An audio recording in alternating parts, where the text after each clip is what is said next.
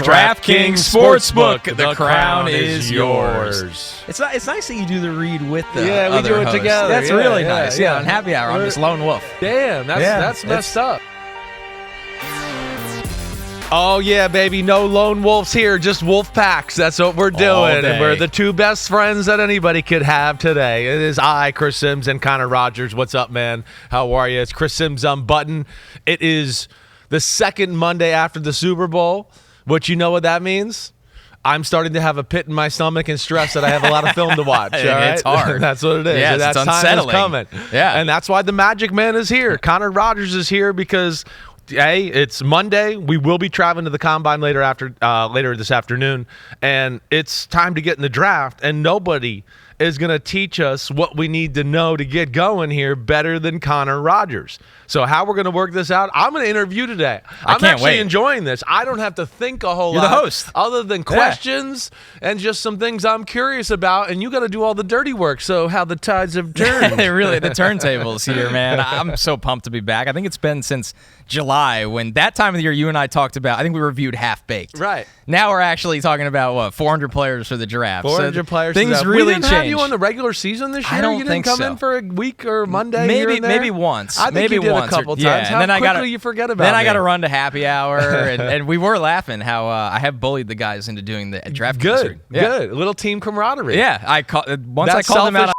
Matthew Berry starting to join in now? Once you do something on this show, it carries over. This is the leadership show. Oh, I like that. Yeah, you hear that, Matthew Berry? This is the leadership show. Okay? So it's been great, man. It's been good. great. Good. All right. So you guys are working that out together, you and Jay Croucher and Barry. Although we've been off for 2 weeks, so I don't know if the chemistry is going to carry the Combine. We'll see. We'll see how it goes. I think you're IFB, bro. And there it goes. There it is. All right. No worries. We'll get that back on deck. It's I'm like totally getting back in the swing. I actually was away in Turks and Caicos for a few days. Bad. It was great.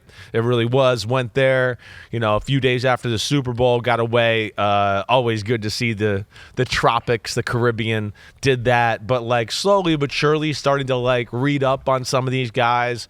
I know a lot of them, at least the main names from TV scouting, watching football during the year. Right. You've called games. Called a few games, got to see that. Certainly sit on the couch on Saturdays, got a little feel for the conversations that are out there. And that's what gets me excited is just that, what am I going to think about these conversations? What am I hearing? Is it true? Or is this early media BS or somebody trying to pump people up? And that's where I kind of get excited to start dig through these guys and investigate a little bit. Well, I think what's interesting for you, too, is that you probably, as much as you probably try to avoid it, hear things about these guys for 6 months or whatever it is. Then you dive in and do a big, deep dive study all at once. Right. And not everything will be a false narrative, but you'll find things that, as a former quarterback, you see differently, or you think there's an explanation why this narrative's created about this player, but this is why. Right. So, and obviously notorious for standing on your own rankings, not going with consensus, which, looking at how Stroud did last year, good for you. Well, that was good. So, that was a good one. Right, for 100%. Sure. Well, here, I'll tell you this, too. I actually, during the season and stuff, almost never talk about the draft. Right. Never. Like, I don't even hear anything. Like, even when I talk to front office people and scouts and GM, it's still, even during the season, focused around the season. I don't really I don't let my mind go there. Every now and then I'll have somebody that ask me like, hey, did you watch Caleb last night? Did you see Drake May last night? Right. And okay, yeah, it's quarterback and I'm watching football and I see it, of course. Yeah. But I'm telling you, that's about as far as it goes. It really does. I try to stay focused on the season when it's season time. And then I kind of compartmentalize and go, you know what? Now it's draft time, right? I'm going to watch a lot of this stuff. Yeah. And really, I'm one that's not going to talk to anybody in the NFL even before I start to watch the film. I don't want preconceived notions. Clean slate. I want a clean slate. I want to be able to watch guys and then be able to have intelligent conversations with my friends in the NFL and go, hey, I watched this. What'd you think about this? I like this. I didn't like that, blah, blah, blah, blah. And then we talk from there. I don't feel like I get the same info. Right. If I go, hey, tell me about this guy, right? Then I think they feel like I'm cheating my homework or whatever. Sure. And I don't play that game. So I got to go in with a little info myself. It's a way better process. This being such a big part of my year-round job, I start it in June and July. Of course you do. So I get that clean slate then. Right. I watch all the narratives build up throughout the season. Some are true and some I don't agree with at all. So kind of like you, it's just the clock starts a little earlier. It's the best way to go into it because you don't want to go into an evaluation and think you have 60% of it done without ever starting. Right. That's the key. And, you know, we're going to do a lot of that today, and we're going to get to the combine. Well, here, let's start right there. Yeah. Give me, so, I mean, we said it. I'm going to pepper you with questions. I have some conversations here about some guys. I know some stuff or, you know, have a little feel on some of these guys. But just start base level there. Like, what's the narrative around the draft maybe right now, or a player or something, like one where you go, people are missing this, and then one where you're like, I don't know if I buy into this narrative quite yet. So I think it's starting to catch up a little bit, but for the longest time I couldn't figure out why people look at this gap from Marvin Harrison Jr., the colossal gap down to Malik Neighbors. Okay. And I love Marvin Harrison Jr. He's been my number one player since the summer. He hasn't moved. Like, special, all of that, this and that. But it does seem like other guys are getting talked about a lot more now. 100%. We're starting to have that gap close a little bit. In any other wide receiver class, maybe besides the one Jamar Chase was in, Neighbors is the number one guy. Right. He's the number one guy. He just happens to be in a draft with a historically great wide receiver prospect that he hasn't gotten that love. So I think that was a big one. So you think that's closer than people? And how about like the kid from Washington, Romeo Dunze? Like, he's not quite in the class of those I would put him two, in a different tier. Okay. I put him in a different tier. And he's really good. Yeah. But he's just not the movement skills are not the same. It doesn't seem like it to me. When I see things about him, and I know we'll hit more on the wide receivers in a second because I want to ask more questions, but just basic thought there. You know, I did you said I announced some games early in the year. Yeah. I did Washington. Odunze is very, like, impressive. 100%. But when I see him, like, top 10 player in the draft, top 10 pick, I go, wait, I didn't see that. Right. I don't feel that. I feel like it's a guy who's polished, got good size, got good speed, but not like, wow, game top breaking. 5, top 8 kind of guy. That's what I've been surprised to see that, and I guess you feel the same way. 100%. I actually have a group where, you know, maybe you want to put Marvin in his own tier and then Neighbors, but then Odunze with Brian Thomas Jr., the other LSU wide receiver, I think he's a top 15 player in the draft.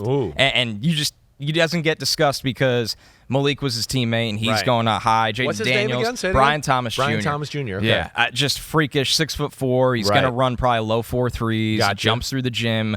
I mean, in his state championship high school basketball game, he was the player of the game. So this is an athlete that looks different, has that different. And as much as everybody loves Jaden Daniels, and I get it, they left a lot on the field for this guy with some hanging deep balls where his numbers should have been even bigger. Another one that good transition right there is I have Penix and Jaden Daniels in a tier together. I don't see it. You know, I have Caleb Williams and Drake May higher. But then Penix and Daniels to me are tiered right together, where everybody has Daniels as the number 3 pick in the draft. And a lot of people are like, well, Penix is a day 2 guy. And they're very different, so you can't discuss them that way. But in terms of quarterback prospects, I think Penix is the best pocket passer in the draft. I do. Now, it doesn't mean he has the highest ceiling. It doesn't mean he's the best. You know, the guy you take top 5. The medicals are a big thing at the combine, although I expect them to go better than people think. But I think he's the most complete pocket passer in the draft. And if you're comfortable with him medically, there is no reason why you shouldn't take him in the first round. Yeah. All right. So when you see, all right, so here you go. Here's Connor Rogers' big board right here. Here's 11 through 20. You got Jaden Daniels at 20, Penix at 19 right above him. Those are your only quarterbacks there in that tier. And then I'm guessing you got the other 2 guys in the top 10. Yeah, right, Caleb Williams, 3rd overall. Drake May, 6th overall. Okay, all right, cool. So they're up there, as you see right here. You look at that, and okay, so now I'm going through here. You're seeing early, you're expecting 4 first-rounders, or do you think a Bo Nix sneaks in there? Easily. Caleb Williams and Drake May and Jaden Daniels and J.J. McCarthy, they will go in the first round.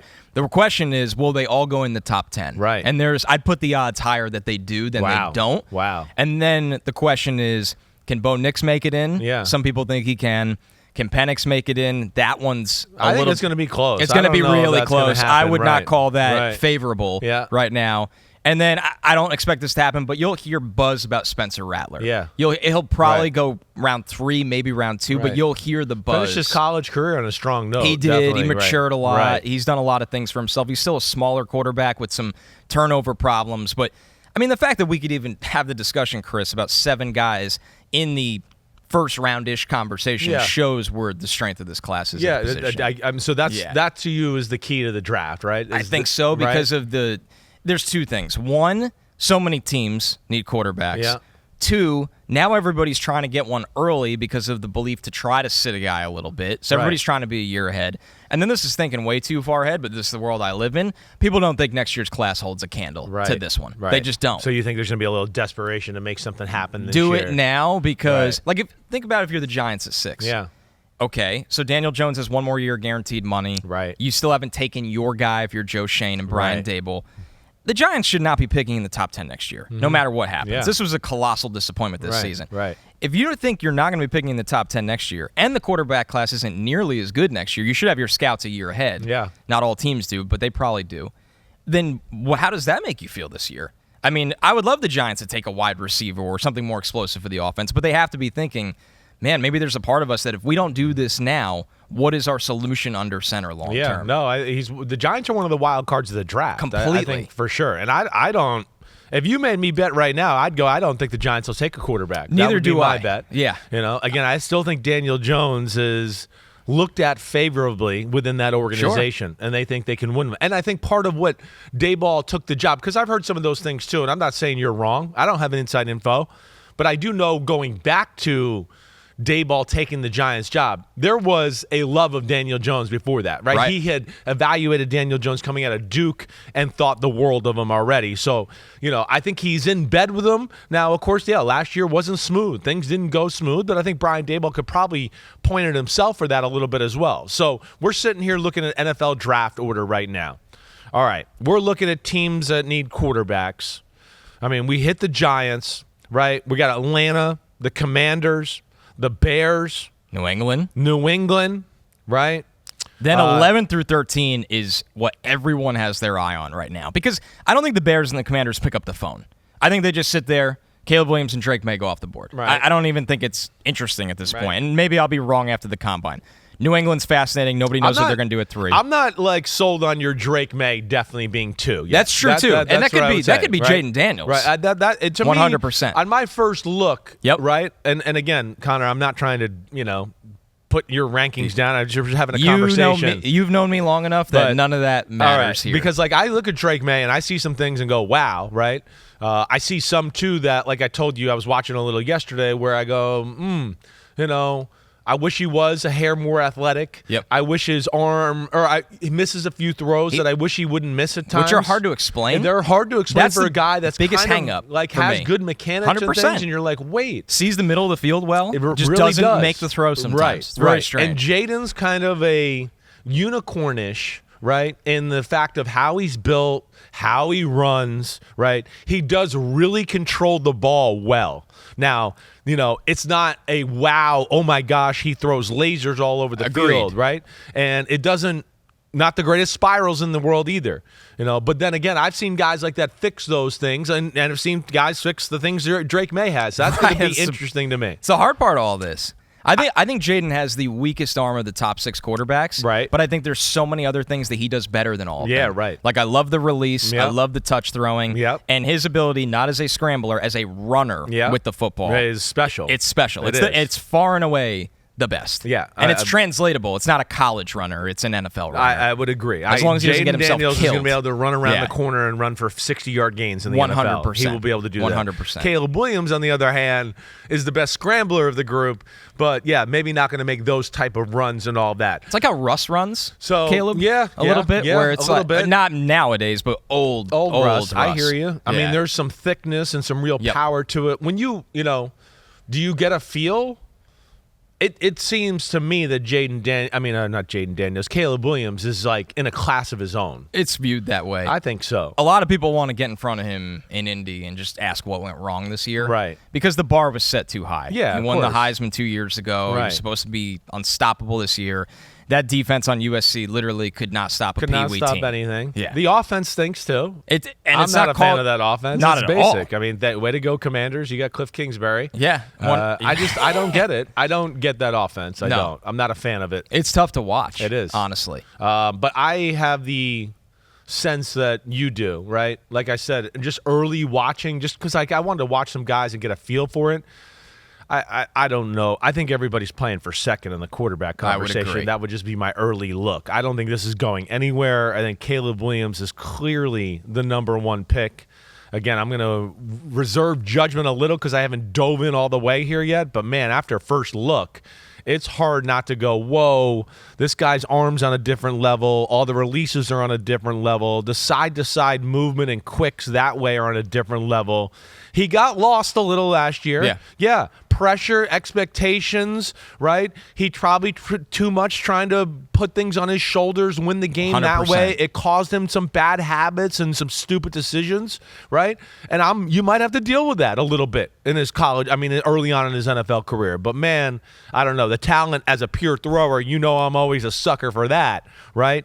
That, to me, it stands out compared to the rest of the group. It's absolutely effortless, the throwing. It is. And when you go back and watch 2022, he was as good as I've seen against pressure for a college quarterback. Right. As good as I've seen. It tailed off this year because I think he went out there thinking, I have to score 70 points or we're going to lose. Right. And I think, and this is a good question for you, as a quarterback, doesn't that completely change your mindset pregame going, well, we're going to give up 50 today, so I'm going to have to do some things that I wouldn't do in a better situation? I don't think there's any doubt about that. I think that's where, I feel like as we watch film and go through that, you're going to have to keep that in mind a little bit, that this is a guy that's so super talented that he thinks, hey, I can keep us in it no matter what here.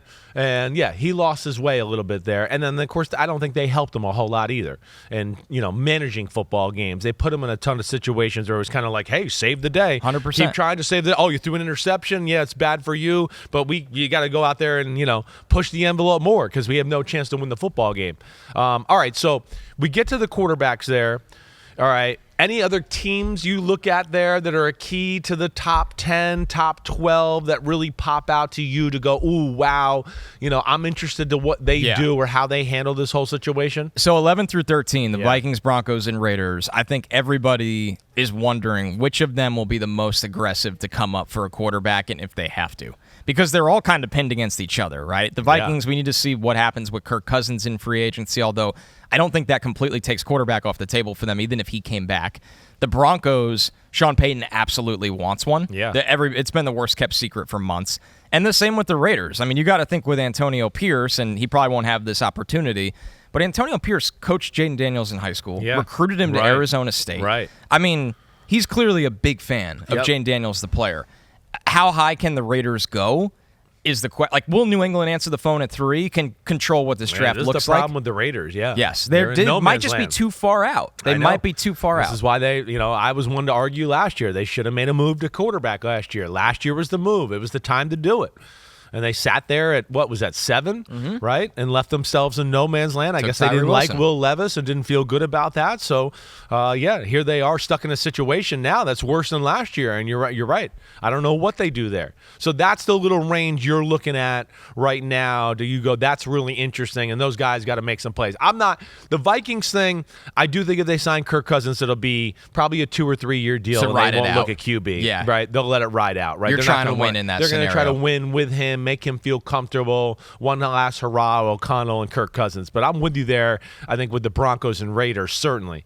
Definitely. And, hey, I mean, I don't even, the Saints are another team, future quarterback, whatever. I don't think it at 14, but they got to have that on their radar for sure. They do. They've restructured Carr. Yeah. So it makes me wonder, like you said, Kris, do you look at a day 2 guy that knows he's going to sit? Yeah. Because at 14, it feels like that guy comes knocking on the door early. And Carr's money, it feels like he's there for the next 2 years. Yeah, it does feel like he's there for the next 2 years. I guess this is where we start to get into the range, and do we get on some sort of run here? Right. And where, okay, now does a Michael Penix or a Bo Nix come out here? That's what I'm going to be interested as I dive into this a little bit more and start to get a feel for this. Are they worthy of those type of picks there? Right. In that area. And with situations like that, you've been in these rooms, when the coaches get involved in scouting, which is typically now, is when things can change. Definitely. Where not everybody knows everything right now. No. All it takes is one offensive coordinator that goes, we're going to win with Bo Nix. Right. I don't care if we take him at 13 or whatever it is. We're going to win with Bo Nix. if that coach is out there, then Bo Nix is going to go early. Yeah, no. It's we're getting I don't even think the coaches are in there yet. I don't even think the coaches are at the draft stuff. They're still not in even going to the combine mode anymore. right now. Exactly right. So you're right. That'll come out as the time goes on a little bit. And that's no down talk to scouting or whatever else. Right. Scouts get the base premises there. And then the coaches, the offensive coordinator, the quarterback coach, they start to sort through the weeds and go, ooh, I like he does this. I don't like that he does that. And it becomes more of a collaborative effort here in the next few weeks as an organization to start to go, wait, I know we had this grade on him, but the quarterback coach and the OC see this, and now we're going to bump that grade up, and that's where, he's hot, he's a riser, whatever else, blah, blah, blah. All right, other one I want to ask you about, position heavy, right? What's the position of this draft? Wide receiver. Wide receiver. It's that deep. Yeah, I did a top 75 in January. I had 14. Wow. And I don't think I've ever had that happen. And so it that made me step arrival back. a few years ago where 21, right? Chase, Waddle. Yeah, right. That was a really good group. There was a lot of day 2 players come out. Right. But this one, it's everything. It's got the blue chip at the top, Marvin Harrison Jr., Malik Neighbors. It's got the depth in the first round with Brian Thomas Jr., Rome Odunze, Troy Franklin from Oregon. But then you get into day 2, and it just feels like starter all over again. Right. It's insane, and it's got speed, it's got slot players, it's got every kind of flavor. When I finished that top 75 and had 14, I double. I'm like, am I just far ahead on the wide receivers, and have I caught up to everywhere else? But you go through it, and a lot of people doing rankings around the league and media, they're finding the same way. Yeah. It's just a great wide receiver class. And these guys are going to fly in Indy. They're all going to fly. When is it not a great receiver class? It feels that way. It's growing on trees. I think you've heard me say that before. It's 7-on-7s played a little into that. Of Everybody course. wants to be a wide receiver. I mean, even years that are down at wide receiver, they're still good. You're still going, wow, this guy's a third rounder. That He's was playing last a lot. year. It was last year, right? Yes. I know. Yeah. I mean, the Tank Dells, the Rasheed Rices of the world. Right. I mean, Puka you obviously Nacua, Jaden exactly Reed. right. It was ridiculous. So ridiculous. I mean, me included, maybe we underevaluated the last year's class. It's all right. So what's another position? Any other position to you that's real heavy in this one? Tackle's really good. Which is good. Thank God, right? After what we saw this year, quarterbacks murdered left and right. We needed a tackle class like this. Just Joe Alt's going to go in the top 10 from Notre Dame. Clearly the number one guy for the me. most part. Yeah, I think you'll get some debate. Right. But I mean, he's 6'8". He plays under control. What shocks me when you think of a guy 6'8" and 3-year starter, got there as a freshman, and started right away. McGlinchey-ish here. Are we talking? Maybe? Yeah, without a doubt. And McGlinchey, did he play on the right side all Notre Dame? I can't remember at all. I know he hasn't in the NFL. I know. Yeah, that's what I'd have to call. But same skyscraper. Right. What shocks me with Alt though is for 6'8", you think, okay, how is he going to be on the move as a zone blocker? Yeah, tremendous. Right. I mean, hits every strike zone, climbs to the second level. He's got good reach. He is really, really impressive. And he can anchor in there too. 100%. And he could get off the ball and drive block. Okay. I mean, when you think of that size, you hope that he can, but he could play Notre low. Dame offensive linemen are typically well-rounded. 100%. Coached like pros. Yeah. It's definitely like a SEC school as far as how the O-line is taught and what they do. I've always respected the offensive line for Notre Dame. They've got an eye for that talent at that school, and it's one of those schools every year where it seems like there's 2 guys that come out of there where you go, damn, he's an NFL player for sure. And he's played over 2,000 snaps already, and he's not an old prospect. Okay, so who's on his heels? So when you say tackles deep too, like you're talking deep first round talent. I think we'll get 6 you first round tackles. You get 5 or 6 first round. All right, because then you go to Olu Fashanu from Penn State, who's a little bit more raw. Yeah, he's He's not got an incredible looking body, built in a lab. Scouting, right? Built it looked like exactly what you the wanted arms to and look hands like. go down to the ground. Right. The feet move like a tight end. Yep. He can recover, redirect. His run blocking is a work in progress. It got better this year, but it is not, in my opinion, NFL above average or average. But the pass protection is a thing of beauty. Right. I mean, the only game, and everybody blew this game up because it's like when you watch a great corner get beat, everybody has to viral clip him and be like, oh my God. He got beat against Ohio State, 2 times, and everybody thought it was the end of the world. That's how good he is in pass pro, that you highlight those moments. And he's a guy that football came to his life pretty late. He was playing basketball, played high school football really late. So he's only a 2-year starter. I think people forget that he's going to get better. Yeah. He needs to play more. But the pass pro, I mean, how vital pass pro is in this league, that alone makes him a top 10 pick. Definitely. In my opinion. Yeah. Then you get to the group of Taliza Fuaga, a lot of right tackles now. Okay. So those 2 are left tackles. Right. Then you get to the other first rounders, that could go in the top 15. Taliza Fuaga from Oregon State. Gotcha. Best run blocker, I think, in the draft. Okay. Just destroys people. Right. Destroys people. He plays with an edge. He's got really heavy hands. Nobody can rush through him, but they do cross his face. These two guys, him and J.C. Latham, they don't bring their feet with them all the time in pass protection, right. and they lunge, and they're lean. big. They're right. big. Latham's 360. Fuaga's going to play closer to 340. Okay. So when you lunge at that weight, it's hard to pop back up. Redirect, where sure. you watch Fashanu, I mean, he's springy as they come. Yeah. Where you're just like, oh, this guy can mirror any way you want. But what you get with Latham and Fuaga is you can run behind them 40 times a game. Gotcha. And they'll just completely relocate people. Gotcha. So they're going to go in the top 15 because of that. The wild card, Troy Fontenot from Washington. Yeah, right. I mean, got a good close look at him early in the year. Played left tackle. Yep. Kind of has a guard body, although his arms aren't as short as people think, and they'll see that at the combine. Right. I think he could play. It's the Elijah Vera Tucker conversation all over again. You. He'll be fine at tackle. Yep. Probably be a Pro Bowl guard. Yeah. Where is he going to go? Right. How high is he going to go? I think he's going to go in the top 20. Okay. And then you get these guys that are like Tyler Guyton from Oklahoma, 1-year starter at right tackle. But if you want the closest thing athletically, physically gifted to Fashanu, it's him. Right. I mean, it's all there. And then you go down to the Senior Bowl, highly competitive, so just well coachable and into getting better and into every rep where you're like, okay, I believe in the development. Yeah. Because he's just so about football that all those physical gifts with the work ethic are going to translate. Yeah, sure. But do you just throw him out on an island from day one in the NFL? I don't know if I do that. Right. I think the hand placement is a little all over the place. I think he can get a little bit stronger. But he's going to go in the first round because he's just physically gifted. There are guards, centers, anybody else in this that's like a shoe-in, a lock here? Who are we talking about? Yeah, Jackson Powers Johnson from Oregon, first-round center. Gotcha. At 330-pound center. Wow. The last guy I remember like that was Frank Ragnow, who's been great for the Lions. Right. But just a burly center that you can really have him drive people off the ball. But he's athletic. He can move at that size. So, and it's weird. We've had the era of the small center. Like Linderbaum coming out was kind of small. We've had some small centers. Right. Who the Eagles drafted. Juergens. Yes. Right. 100%. This is not the case with Right. him. Zach Frazier It's from more West Landon Virginia. Dickerson, I guess, is what you're talking Just here. a big, Bigger, nasty, strong, 100%. Root people out of the run game, nose tackles, no problem. 100%. So Zach Frazier from Right. West Virginia, I mean, he's a 4-time state champion wrestler. So just the wrestling background on the offensive line is one of the most translatable things right now. Frazier is a guy who got hurt at the end of the year, so he missed the Senior Bowl. But to me, he's a borderline first-round talent that probably goes day 2. Okay. And just really impressive. Has played a ton of football.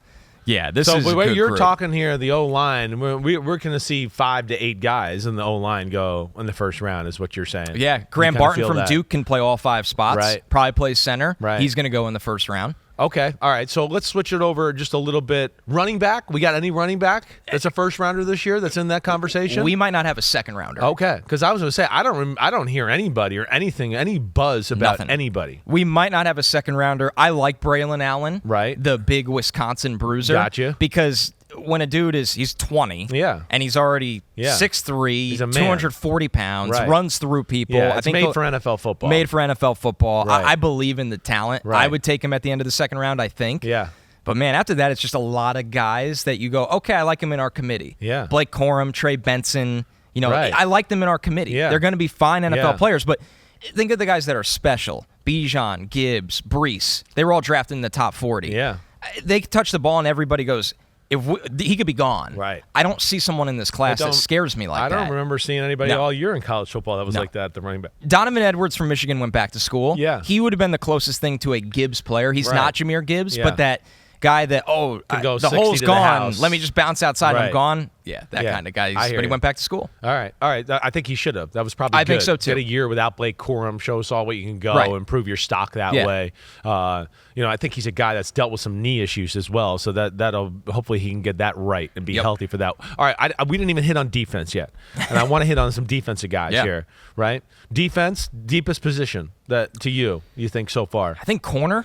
I think it's deep. Seems like I see a lot of corners in the first round conversation. I don't think there's a star in this corner class, but I think there's a lot of good starters. Gotcha. I think the biggest conversation will be around Cooper DeJean from Iowa. Yeah. Because there's already... Because he's white? I mean, right? I mean, what? I mean, come on. Let's just call it what it is. Like, I mean, first off, the corner last year from Iowa, what was his name? He was white too. I was like, Riley...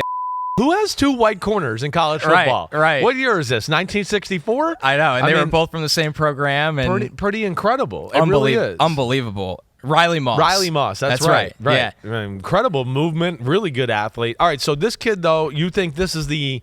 You're not saying he's the best, but he's going to be the one that's going to get the most attention. I think he's the best corner. You do I'm think not he's afraid the best. to say it. Okay. Because everybody goes, oh, well, he plays a lot of off coverage and uses his eyes and awareness. And yes, he's amazing at that. It's Iowa. They play that way. That's how they play. Right. It's not his fault. Right. I think if he was healthy and was going to run at the combine, I genuinely think he ran at least a 4.4. He could fly. He's not slow. Mm-hmm. I don't know where we come up with this thought that he's slow. Well, he's white. Right. He can open up his hips and run. Yeah. The ball hawking ability. If a team takes him and goes, we're going to play him more as our chess piece defensive back, he'll be a big nickel. He'll play some safety. He'll play some corner. That's fine because his ball hawking is unbelievable. Yeah. I mean, he catches everything. He's dangerous with the returning. Okay, but you know me. Do you think he can be on an island and play some man-to-man? I think he can. You think he can do that, right? I don't that think, to me is like... It's not like the guys, though, that we've had, like Witherspoon, Sauce. People saw Stingley that way. Right. It's not that level to me. That's why I don't think this corner class has the blue chip at the top. Gotcha. But you have this run of guys that are all going to go in the first round. Right. Bijan. I like Nate Wiggins from Clemson a lot. Okay. He's 6'2". He's lanky, but he can run. He could jump. I mean, it's he can fly. It's Clemson athlete. Clemson looks like they always got guys that can cover. I would say the guy that could end up being the best on an island with more development is Terrion Arnold from Alabama. Okay. He's athletic. He's got strength. Right. Same with Quinyon Mitchell from Toledo. Another guy. All they did at Toledo in college is play off, 10 yards off. But he went down in the Senior Bowl and got his hands on people, and nobody can get away from him. So it opens up some eyes. And Mitchell's going to test really well, so he's going to go in the first round. Mitchell is a dark horse to be the first corner taken. A kid from Toledo. Gotcha. Which is pretty amazing. That isn't But good. he's a dark horse to be the first corner taken. Who was the kid you said from Alabama? Terrion Arnold. Because his teammate, Kool-Aid McKinstry. That's the one I always hear about. It's going to be really interesting what he runs this week. If he passes that test in the 40, he can go in the first round still. If he runs a little bit of a slower 40, like some people think, it's going to be day 2 for him. Gotcha. Yeah. All right, so corner, that's corner.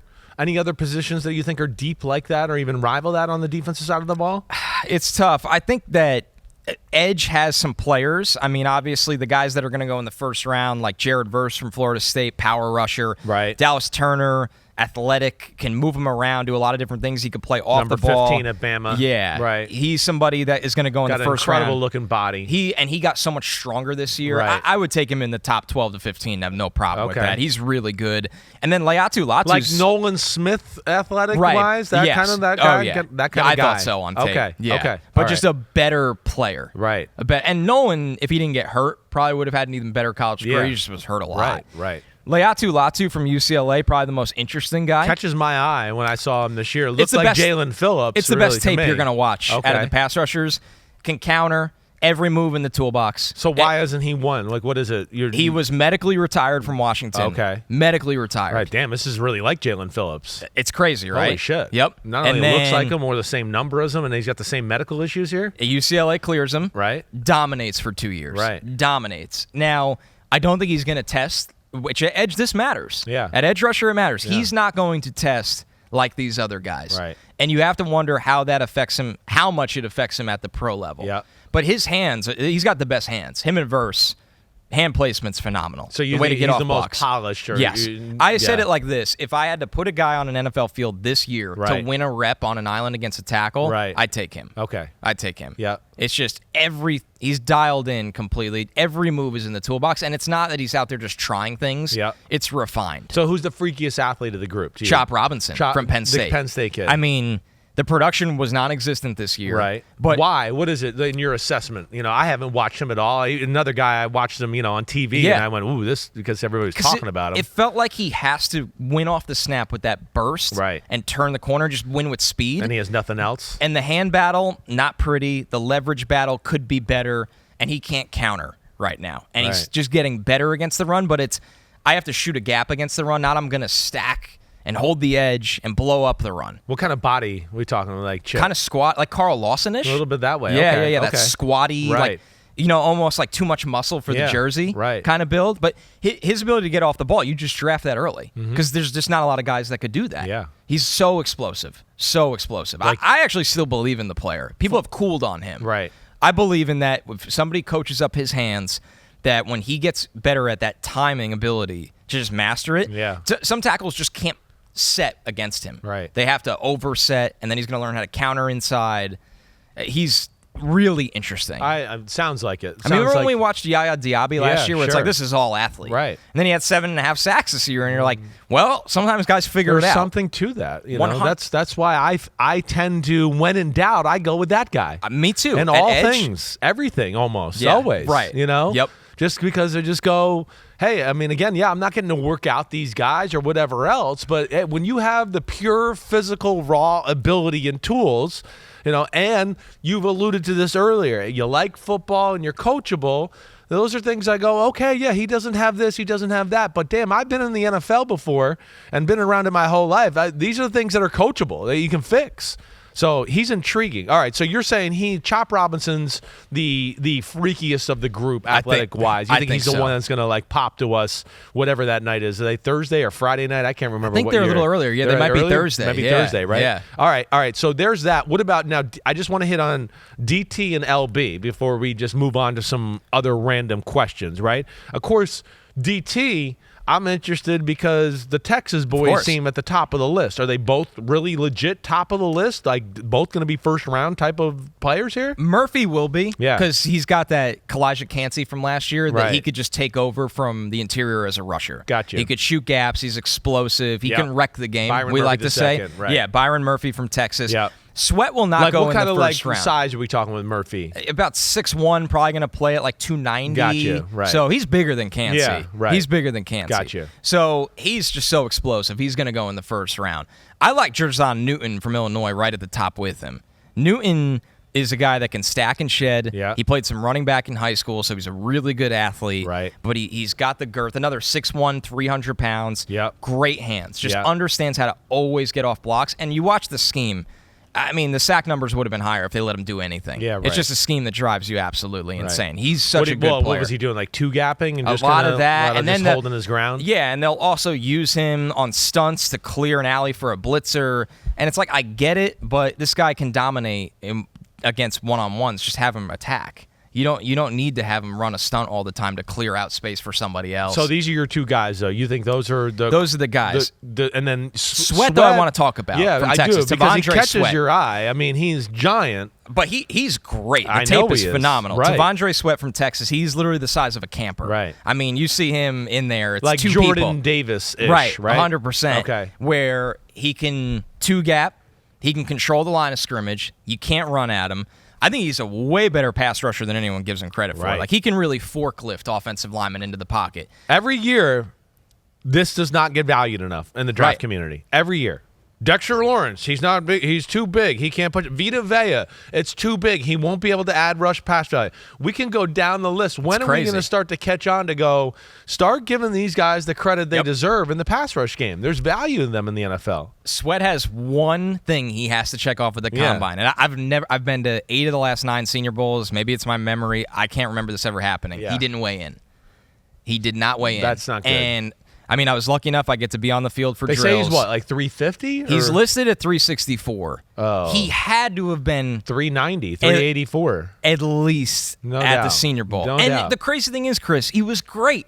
He was great. Right. But they don't want that number there because it just starts a litany of, negative talk. If he comes he's not in shape, he's right. One bad week of eating and he puts on 10 pounds, which is a real thing with these guys. And it's how you get hurt or you're playing 10% of the snaps. Yeah. I mean, where do we draft that kind of guy? Right. So he's fascinating because truly he's a back end of round 1 talent, in my opinion. Right. I could see him going all the way to the 4th round. Yeah. But if he comes in the combine and he just figured it out for a couple weeks and he's 360, you're going to watch the tape. The tape is tremendous because he can completely anchor the line of scrimmage. Yeah. And that's what wins football games right now. Because if you can't run at a guy, but you also know he could push the pocket, that part of the field is over for you. It's over. Right. So he's a total wild card of this draft in that class. Okay. All right. I'm excited. He definitely caught my eye watching him, in the Final Four towards the end of the football season. I mean, the Texas D tackles certainly were eye-popping. Dominate. Yeah, they really do. I'm excited to watch them. Okay. Linebacker? Well, LB, is there one? I feel like I haven't heard of one that really pops up in any shape, way, or form that's like towards the top of the draft. No, there's not a first rounder. There's no first rounder? There's no first rounder. Damn. Did we have a first rounder last year at middle linebacker? The Lions. The Lions did. That's right. Jack Campbell. Other than that was was a surprise. Right. That was a surprise. Yes. So it is 2 years in a row here. We're going without any top-tier stand-up middle linebackers. I like Junior Colson from Michigan. Right. Run and chase speed. Man. All of that. Yes. He's originally from Haiti. Really interesting background. He's come over here and just figured out football real quickly. Definitely. But top 45, maybe top 50 picks. I have him 35th, but I'm high man on him. I think that's as high as you'll see him. He's an NFL linebacker. 100%. I saw him in person, and he is ready to go for sure. The wild card is Peyton Wilson from NC State. Okay. I have him 61. His body has been just torn apart throughout college. Right. I know some shoulder injuries, which is always my biggest fear at the position. Yeah. But the tape is tremendous. He's a really good athlete. He's been a leader for that program. So Peyton Wilson, there's no questions about the player. I don't think there's a lot of questions about the athlete. Right. It's just, do you have him for 3 games or do you have him for 80% of the season? Yeah, gotcha. I don't think anyone can answer that. Right. All right, so we got Caleb Williams probably in generational talent conversation, right? Yeah, he's really good.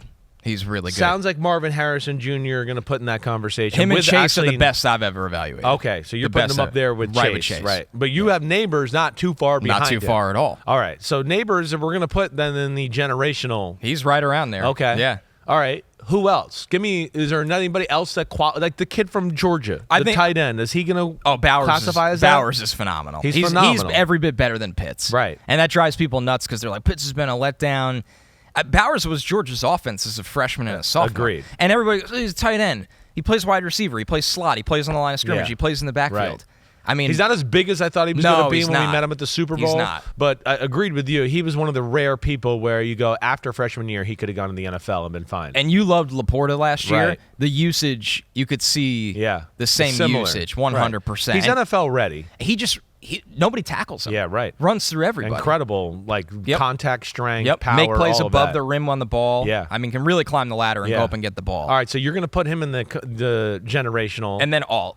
I think Alt. Okay. Alt and Sewell are the best tackles I've evaluated over the last couple of years. Okay. For sure. All right, that's high praise. Yeah. Yeah. And there's no question, like, he's a tackle. Yeah. Like, I loved Icky, and it's been a tough ride for Icky with Carolina. Right. Ups and downs. Right. But everybody knew Icky might be a better guard. Yeah. With Alt and Sewell, it's always, this is just what a tackle looks like. 100%. Gotcha. I would say that's about it. And then you get into the conversation of how good can Drake May and Fashanu and Dallas Turner, how good can they be? Because their ceilings are super insanely high. Right. They're just a little far away right now. Got you. And they're young. All three are really young. Okay. So I would be patient enough to roll with them. Okay. Chris Jenkins, just as some names there. I'm Chris a fan. Jenkins, his dad took half my spleen. Thomas Davis took the other half of it. Does he go to the first round, Chris Jenkins? I don't think so because he just hasn't rushed the passer. Gotcha. Really good athlete. Can absolutely tell me if you've heard this before with a Jenkins. Dominate in the trenches against the run. Yeah. He can hold the point of attack. He could take on double teams and not get moved. He's probably middle of the second round. Okay. He's that way. All right, because we got a lot of sons. Yes. A little family heritage here this year in this draft. All right, how about Jeremiah Trotter Jr., the Clemson linebacker? Back end around 2. Okay. I would think. Somebody that there's a lot to like. Is he big like his dad, like that? Like, what's he built like? I played with his dad towards the end of his dad's career. So, his dad was like almost a defensive end. Trotter is about 6 feet tall. 6 feet 230. tall? Okay. So he's different than his dad. He's very different than his dad. He's somebody that just muscle on muscle, sees everything really well before the snap. Right. He understands how to crash into a rush lane, and I'm a truck coming downhill. Gotcha. Like, I'm coming in with intensity. Right. I think he is such a good tackler when coming to balance. He just breaks down Clemson's smoothly. D was real. It looked like it's just amazing when I watched how they them do on this TV, every year. right? I mean, the corners jumped out to me at the end of the year watching them. The corners. So I wasn't shocked they have to hear a you D-line. say. Right. Ruka Rororo. Right. You're gonna have fun saying that name. Ruh-roh. Yeah, Rororo. He's a good D lineman in this draft. Day 2 player as well. I think that with Trotter, you just wonder how high you draft a guy where the sideline to sideline speed is average. Okay. It's average. Okay. Where Peyton Wilson and Junior Colson, they fly. Gotcha. They fly. Yeah. And this league, look at all the guys that were taken outside of the first couple of rounds that are the top linebackers in the league. They fly. Greenlaw, Fred Warner, Quincy Williams. They're all like 225 and run 4.3. All the good defenses have the same type of linebackers in the middle of the field. Patrick Queen, Roquan yes, Smith. Yeah, Patrick Queen and Roquan 240, for sure. 235, 232. That's the world. It's that's a different game. Are. It's a different game. You said it right. To me, that's one of the things some of the other defense, like, the Dallas Cowboys, it's a top 5, top 6 defense. But it's, it doesn't feel that way because the middle linebacker plays below average. The great defenses right now have 2 guys in the middle of the field that make the field seem like it's not actual size because you're like, holy they're everywhere. Yes. Nick Bolton, William Gay, everywhere. Fred Warner, Dre Greenlaw, like you said, everywhere. Roquan, Queen, everywhere. The Jets guys, everywhere. Yeah, CJ and Quincy, right. for sure. To me, that is the position right now that kind of puts a defense over the top. All right, 1 or 2 more other famous ones I just want to hit on you. Jerry Rice's kid, Brenden Rice. I got to meet him at the Super Bowl. Super cool kid. Really nice dude. Yeah. Like we top 3 rounds? Where are we thinking? Probably between, I would say, round 4 to 5. Okay, big bodied, had a great Senior Bowl. Right, dominate. I mean, he's very strong at the point of contact. Yeah, he clearly puts in the study. Right, like when I got to talk to him at the Super Bowl, just told me how before each practice he had studied all the corners he was going to go against and knew their tendencies, how to win, and he won. So it's not like it was BS. Right. I think that he's somebody transferred from Colorado to USC. Didn't figure it out at Colorado and was one of Caleb Williams' main targets this year, caught 12 touchdowns. It's just a matter of will he run away from people at the next level. Yeah, gotcha. That's what we got to see. Gotcha. But big-bodied player that makes things happen at the catch. Maybe a big-body slot almost. Actually, power slot would be how I would use him. Yeah, for sure. You would. All right. And then Luke McCaffrey, Yeah. Christian's brother, Ed's son.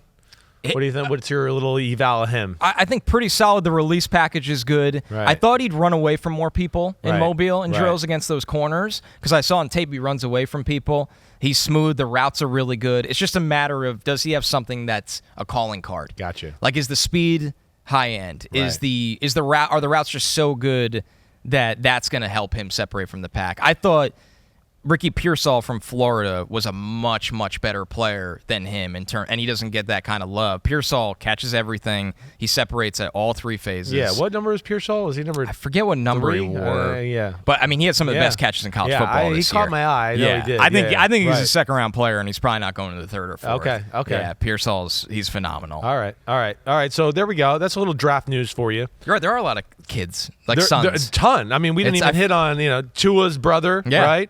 Well, I think we hit them all other than Tua's brother, and then Frank Gore Jr. Of course, he had a great Shrine Week. Yeah, did he? Yeah, really good Shrine Week. Obviously, a smaller back, but he's going to get drafted as well. Yeah, small school player. Gotcha. But yeah, Frank Gore Jr. absolutely one of the most notable ones in this draft. Like how small? Like what are we talking like? Let me see. So he's not quite as thick as his dad and built like that. No, he's not. Dad was like probably 5'11", 220. Yeah, 5'8", 195. 5'8", 195. Wow, he's so small. he's a totally different. Yeah, he's a third down back. Yeah, type of guy. He's not looking to just run through people all the time, but Gotcha. he's shifty. Yeah, he's shifty. I actually think it's weird. You would think these kids get more appreciated because they're famous dads, and with him it was the opposite. Right. Like it's just like nobody cared about him in college. He's a good player. Yeah. All right. Cool. We'll see how it shakes out for them. I'm really excited to dive in. You got my blood boiling here a little bit. It's it really the best, is. It's man. that time of the year. We say this is a good draft. Yeah. Like no exaggeration. Right. This is a really good draft because of the, as you say, like the freak shows in it. That's what it's full of. Yeah. They're just freaks at wide receiver, some pass rushers, some corners. Right. Some really different dudes. All right. And sure. safety, nothing there that we're looking at right Disappointing. now? It's a one class that I still need to do the deep dive on. Yeah. I've only done the top guys. Right. I like Tyler Nubin from Minnesota because he could play any spot. Shit. He could play downhill. Right. He could play free. He's got sideline to sideline range with ball hawking. He tackles.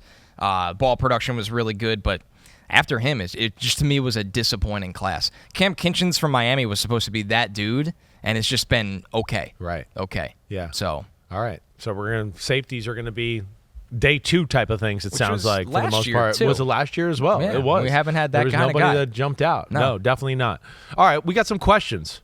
I think we get into like a little. You want to hit anything else? Anything else you think we're missing draft wise? I think we did anything like that. We did pretty good. Yeah, you're happy with it. To me, it's got just, all your thoughts out. I think so. All right. To me, it's what the teams do now. Yeah, like the movement of the board. Yeah, right. What you can't predict and how free agency will change it. Yeah. Will Atlanta do something in the pro market where we don't look at them in the top 10 as really interesting anymore? Yeah. And I don't think they will. But what if they go get Justin Fields or Kirk Cousins, and then we're like, okay, the 8th pick is either for sale, or they're going to get a big-time player there. Right. So the Atlanta's really interesting to me. Those teams I talked about at 11 to 13, And, will somebody sign Russell Wilson as a starter when that day comes? These are things we just don't know. Yeah, no. But they changed the draft. Right. They completely changed the draft. No doubt about it. So that's the next phase. I hear you. But we got a couple weeks. And that's where we probably get into those guys that you're talking about drafting, 10 through 20. Right. Where they're going to be doing their due diligence on some of these veteran guys that are available out there to see if they want to make a move and frame their team around there. And I think, hey, let's start right there. We got a question from @Ode1214. He wants to know Justin Fields to stay in Chicago, right? I don't think it's happening. I don't think it's happening either. Now, again, I'm like at a part here where I haven't been in rumor mill. I haven't talked to a ton of people in the NFL as of late. After the Super Bowl was over, I took a break. A lot of my friends went on vacations. Yeah, that's the time. But I just reading between the tea leaves, and then after what I saw yesterday of Caleb Williams, I don't think there's any way Justin Fields is in it. And I'm not even saying I think that's the right decision. I've been one to say I'm for Justin Fields staying in Chicago in a lot of ways, right? I'm not always about, quarterback. Let's build the freaking team around here, right? He does some things that are damn good on the football field. Right. And he hasn't had the greatest support system in the world around him. Things are going in an upward trajectory, in my opinion, with Justin Fields. But at the end of the day, no, it does not feel at all. It feels like Caleb Williams will be going number 1 to Chicago all the way here as of right now. And, that's when I'm interested to get into Indy and talk to people and see some people I know just to get a little feel for some of these situations right now. I'm with you. I think it comes down to this. Can Ryan Poles go into another draft, not take his guy, trade the pick again, and then if it doesn't work out for whatever reasons, never get that crack again and go, man, I passed on a lot of quarterbacks over my time and never really swung the bat. I just go back to one basic thing. Where did he come from? Kansas City. Who was the quarterback? Right. Exactly. Right. He's going to go for his guy, Special. like to your point what you just said. And he's going to go, I want it to be my guy, and I'm going to go down swinging with my guy. Yep. And I think that's where Justin Fields probably gets left out in the dark. And then it goes, where does he go from there? Yeah, and that'll be interesting. What everybody can't figure out. Right. Because now teams got to look at the Raiders, right?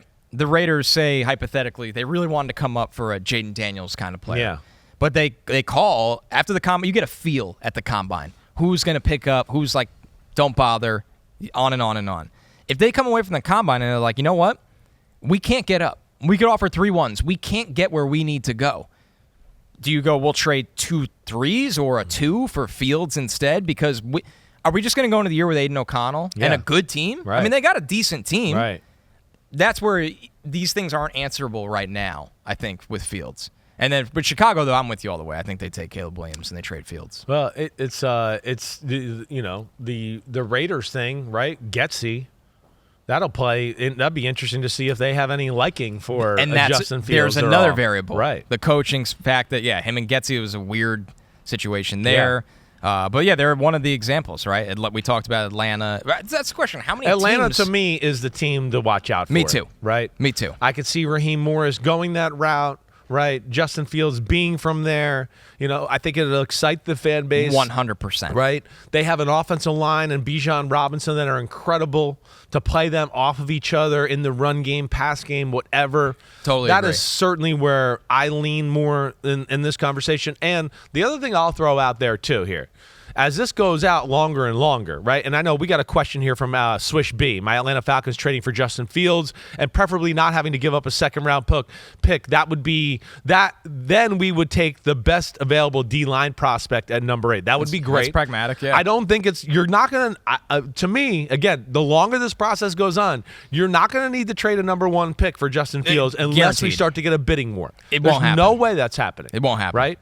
I mean, again, the baseline here is the Bears don't want Justin. If the Bears are going to trade Justin Fields, they don't want him on the roster the day Caleb Williams walks into the organization and then have, we got 2 alphas and half the team has already said they want Justin Fields to be the quarterback, and here he is in the locker room. Like, the value goes down just from that alone. So they're trying to stay quiet right now and maybe make it seem like they're not sure if they want to keep him or whatever and draw some interest that way. But I think at the end of the day, yeah, maybe a second-round pick and some other change, mid-round pick, something like that. Second and a fourth, maybe something even lower than that. But I don't think you're going to have to sell the farm to acquire Justin Fields' talents. I don't see that happening. I mean, you brought up a great point about Getsy being with the Raiders. Say a team like that doesn't have any interest of Fields because of that previous relationship. I mean, his market really starts to shrink. Yeah. It really does. Atlanta's somebody that we talk about, but after that, it's, I mean, you just try to figure out who. It doesn't seem like the Steelers would do that. No, I don't think the Pittsburgh would go there at this point right now. It's just not a vast market. No, I feel like the Steelers would be more inclined to go with a Russell Wilson or somebody that's a little bit more proven and playing big game football than let's take a shot on what we hope some guy can be, right? I think the Falcons have a little of that luxury right now. It's a new coaching staff. It's a fairly young team still. So I could see them going that route more than I certainly could of the Pittsburgh Steelers. This one definitely go ahead. For you, Kris. Paul Caruso asked, my wish is that the Niners hire a DC, internally or externally, that truly understands how to get the best out of their front seven and utilize a four-man rush like D'Amico and Saleh were able to. That's where they missed it. Right. Now, listen, the Steve Wilks thing is tough, right? It really is. I feel for Steve Wilks. I think he's a really damn good coach. It was a tough situation. Again, I don't think most of the public realizes that Steve Wilks had to go to San Francisco and do San Francisco's defense. He didn't get to do Steve Wilks' defense, right? I have people all the time when I say that, like at dinner with somebody, they're like, what? I don't understand. And I'm like, no. The 49ers run a defense. Shanahan and the system are there. That's in place. Yeah. So they hire the defense coordinator. You got to learn what they do. Now, it just was not up to speed this year. And again, to this point, where I know there's all these people out there like, how could you fire him? It was a top 5 defense. The point is, it was the most talented defense in football, and it should have been number 1. Right. That's the first point. So it did not maximize. Yeah. It was clearly the best front four in football in a lot of ways. That never maximized this year, right? It fell apart towards the guys. For all those that are like, oh my gosh, he did all that in the Super Bowl. They shouldn't even have been in the Super Bowl. The defense sucked in the playoffs. They weren't that good down the stretch. So they got to the Super Bowl despite defense not playing well. I know they got to the Super Bowl and played pretty well, but let's not forget, Mahomes and the Chiefs were not an offensive juggernaut this year. I mean, the whole year we knew that. Then they got to the Super Bowl and they're like, whoa, they held them to 25. And it's like everybody did the whole year, guys. Get a clue. In fact, everybody held them to like 20 or 17. And this is the 49ers, and they got up 6 extra points. So that was my rant on that. All right.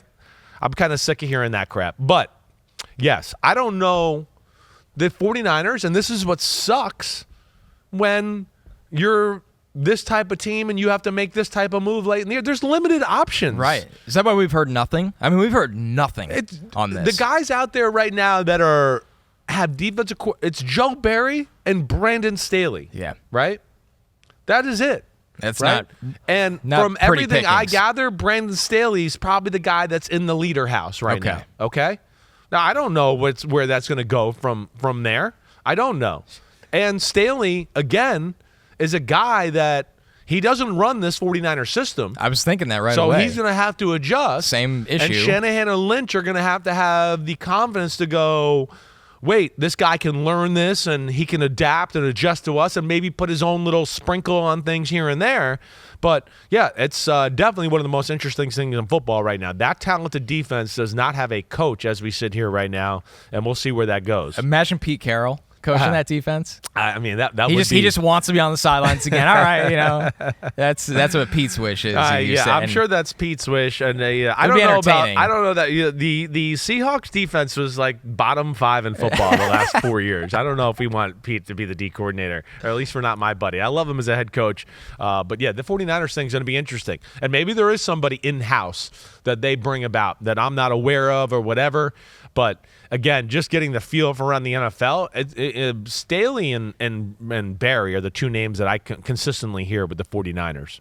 So T. Nico 23 wants the Titans to nab T. Higgins for a second. Bengals officially franchise tagged Higgins today. He gets $21.8 million estimated on the tag if he plays under the tag. Yeah.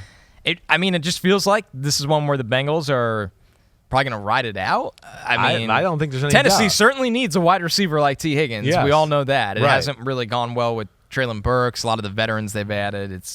They're not going to. They're not. No, he's not getting out of Cincinnati. No, he's not. Not right Especially now. in the AFC. No, not right now. And for a guy that's, really, I think a number one receiver on just about most teams in football, 21.8 ain't that big of a number. No, it's doable. So I wasn't surprised to hear this at all. I was with T a little bit at the Super Bowl. We talked a few times. He was staying at the hotel I was staying at. He totally expected to be franchised, and I think he totally expects to be in Cincinnati. I don't think he'd have any problem with me saying that. Now, again, maybe if there's some crazy trade deal, but again, with what you just talked about, again, free agency, there's still a lot of receivers out there. The draft seems like it's deep. I can't imagine anybody making some huge deal or trade to get a guy like T. Higgins right now. That's not going to happen. The Bengals are going to try to keep the band together as long as they can here. As they should. Yeah, they're buying time. They got Joe done. They got T franchised. They're going to work on Jamar long-term contract here. Tyler Boyd would be the guy that I would think that we don't see on the team after this year. He's going to go somewhere else. Yeah, right. And then with Higgins, he just turned 25, so even when they could stop tagging him, he's still going to get that payday. He is. Say you collect He's a young 25. 2 tags of over about $45 million total, and then you go get a $100 million deal. Yeah, right. He's going to be fine. He's going to be fine. No doubt about that. And he's super talented. Like you said, he's young, and he doesn't have a lot of wear and tear in his body. He really doesn't. So I'm excited for his opportunities. The Bengals, we know. Watch out for them next year. Kyle Lear 5. Chiefs re-sign Chris Jones and L'Jarius Sneed. Jones is an all-time great and definitely a Chiefs great. Sneed is a top 5 corner and loved by the fans for the last 3 years. Woo. The Chiefs draft well and can focus on wide receiver and tackle, but really hard to replace those two. They got to draft another wide receiver. We know that. There's no doubt. Probably the first round. And I would think that it's time to start getting a blue chipper. Right. Yeah. Enough of these 3rd and 4th rounders and hope we hit on something. Just let's go to something that we know hit, right? This conversation to me is extremely interesting. I don't know if they can keep both. I don't know. It's a lot of money. Right. I tend to lean to keep Chris Jones. Right. I was thinking Game-changing D tackles are harder to find. And I don't think Chris Jones is near the cliff yet of, falling off. No. He was great in the Super Bowl. He's a great still, period. He's definitely one of the 3 or 4 best defensive tackles in football. Unquestionably, I don't know what I'm saying there. You know what I mean. Yeah. But here's my other thought, too. I love L'Jarius Sneed. I voted for him first team All-Pro, right? I'm a huge fan of what he does. You can't pay everybody. They do have some other corners there that are super talented. McDuffie's a star. We know awesome. that. Joshua Williams is pretty damn good. Jaylon Watson is pretty damn good. See, this is where teams, and this is where Kansas City fans, right? This is where it's tough. Do you want to keep this rolling, or do you just want to keep 3 or 4 guys that you like a lot and you want to wear their jerseys to the game? Because really what I would say is the smart play would be Chris Jones, sign him up. He's a pillar of the franchise. There's no denying that. He's one of the greatest in the history of the franchise now. And D tackles, to me, are harder to find that can just come in and dominate football, right? At some point, some of these teams, you got to trim the fat a little bit. And L'Jarius is one where I could certainly see them going, we got some talent at the corner position. We're pretty good at evaluating the corner position here, too. And we'll draft another one this year and whatever else. I'll be interested. If you made me bet money, though, I say Chris Jones is there and L'Jarius Sneed will be on the free agent market when all said and done. Sneed feels like at 27 years old already, you tag him if you can. You could do that. Ride it out till he's almost 30. Uh-huh. And then do what you did. Yeah. Right. And this corner class has a lot of depth. And the Chiefs have the 64th overall pick as well. Damn. So yeah, you take your corner there. Yeah, it could. But if you could find a way to manipulate the cap that you could tag Sneed, and then, he's going to be 28. A lot of corners, it tails off quick when you get close to 30. There's no question. Right. You're getting to that 27, 28, 29 range, and that the Chiefs are pretty steadfast on their little formula of not wanting to pay people when they get close to 30 or second or third contracts in the 30s. I get that. That's going to be a tough decision, and it's going to suck to lose either one of them. Hopefully they can keep both, but I don't think that's really going to be able to happen. I don't. All right, this one from Lips Macklin Good. Michael Pittman on the Chiefs. I think it's the best fit. Love the show. Pete, don't forget, I'm available when Ahmed is out. All right. Well, Connor's here. Yeah. Connor's here. Lip smackling good. Okay. Yeah, tough for me. Michael Pittman is probably staying with the Colts, I would think. Pretty comfortable. Him and Mahomes would be a great fit. Don't get me wrong. I mean, Pittman can do everything. That's the right. thing. That's the good he's thing. A great fit anywhere. He's a great overall, slot. Can win on the outside. Yeah, it's not going to be, oh wow, he ran by us for 70-yard touchdowns, but enough speed to beat you deep and scare you in that way. Yeah, I mean, he's all purpose, right? In a lot of ways, he's, Rashee Rice to me. Right. In a lot of ways, how you use him. So right? that's where I don't know if I see that now. Pittman. Yeah, the price tag, what's the market for him? I think he's going to be it's not going to be top of the tier market wide receiver, but I think he's a guy that's going to sign a contract where people are going to go, "Damn, he got good money," because people are going to watch what we watch and go, okay, we might not get a superstar who leads the NFL in receiving, but we know we're going to get damn good, consistent production for the next 4 or 5 years. And Pittman, like I said, he's physical, he's fearless over the middle. He is not your typical diva wide receiver-ish. He's not going to make any waves that way. So we'll see where this goes. But the franchise tag is going to be a thing with him as well. I think that's what's going to because what else do they got there? They're going to be a little desperate. Alec Pierce, they're not going to just go, oh, hey, Alec Pierce is going to be our guy. Here we go. Josh Downs in the slot. Exactly. But it's your slot. Yes. So I have a hard time thinking they're going to let him out. Oh, and then Pete's writing here that. At Super Bowl week? Yeah. Yeah. He said the franchise tag is almost like a tag of respect to get paid in the top 5 at your position. But do I necessarily want to play on one? I wouldn't say necessarily no. I do not want to play on the tag. But you can use that to work toward a long-term deal. Yeah, I know. It's very, a messed up thing. Good politician there, Michael Pittman. Very, very good. No, I mean, hey, he's not saying anything we don't know. No. Hey, yeah, sure, we'd all like to take a one-time $20 million check. I get that. But I'd rather have a, few years, $60 million check, okay? That would be better. 45 and that's guaranteed. What the players, that's a big what difference. The players want. A little security there, and Pittman does play an aggressive way. We saw almost got his head knocked off this year, by that DeMonte Kazee hit that I thought was incredibly reckless by him. Yes. All right, a couple more here. These ones on the Jets from Tony Lee. Ooh, for the Jets to re-sign Bryce Huff, #pay the man. This is going to be an interesting one. It's going to be the price is going to be all about what it is here. I mean, he Bryce gets about Huff 16 per year. Yeah, I would guess that can make sense. Yep. At least 3 years. Bryce Huff, it's incredible pass rushing. It's still a question of 3 downs. Yep. How good is he going to be in that department? Yes. But coming off the edge in passing situations, he's elite. He is elite. Yep. Right? But I think it's fair to question, too, is he going to be elite if he has to play 64 snaps a game? Will he still be the same after a full game of, damn, I had to take Trent Williams on and set the edge? Those other 25 run plays, I usually don't have to do that. Oh, now I'm not as explosive in the fourth quarter.